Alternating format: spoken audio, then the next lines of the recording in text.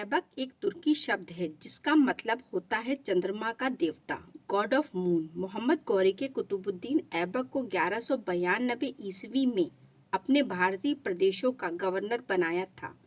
मोहम्मद गौरी की मौत के बाद कुतुबुद्दीन ऐबक 1206 ईस्वी में भारतीय क्षेत्रों का शासक बना, जो उसके सैन्य योग्यता का परिणाम था। 1208 ईस्वी में उसे गयाजुद्दीन के पुत्र महमूद से दास मुक्ति पत्र प्राप्त हुआ, जो ऐबक को वैद सुल्तान बनाने के लिए जरूरी था। उस समय मुस्लिम जगत में खलीफा की स्थिति सर्वोच्च थी।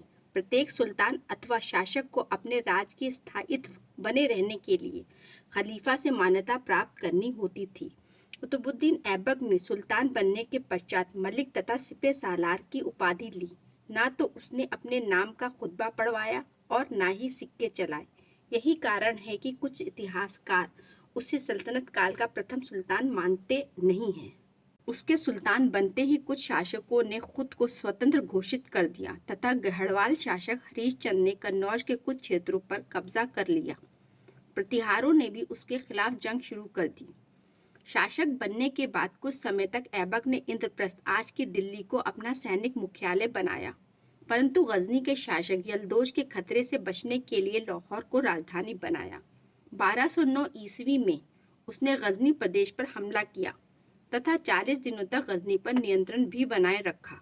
माना जाता है कि यलदोज जनता के बीच लोकप्रिय था, अतः वहां की जनता ने ऐबक का विरोध किया, जिससे उसको गजनी प्रदेश छोड़ना पड़ा। वह एक योग्य एवं उदार शासक था। अपनी उदारता की वजह से वह लाखों में दान देने वाले के नाम से जाना जाता था। उसे कुरान का ज्ञाता होने के कारण कुरान खां भी कहा जाता था। ऐबक की वास्तुकला में भी रुचि थी। उसने दिल्ली में कुब्बत उल इस्लाम मस्जिद का निर्माण करवाया। अजमेर में उसने 2.5 दिन का झोपड़ा नामक मस्जिद का निर्माण करवाया। 1199 ईस्वी में उसने दिल्ली में प्रसिद्ध सूफी संत कुतुबुद्दीन बख्तियार काकी के नाम पर कुतुब मीनार का निर्माण प्रारंभ किया, जो कि एक तुर्की शैली की इमारत है। यह मीनार इल्तुतमिश के काल में जाकर पूरी हुई। 1210 में कुतुबुद्दीन की चौगोल, एक प्रकार का पोलो खेलते समय घोड़े से गिरकर मौत हो गई। कुतुबुद्दीन ऐबक द्वारा स्थापित वंश को कई नामों से जाना जाता है।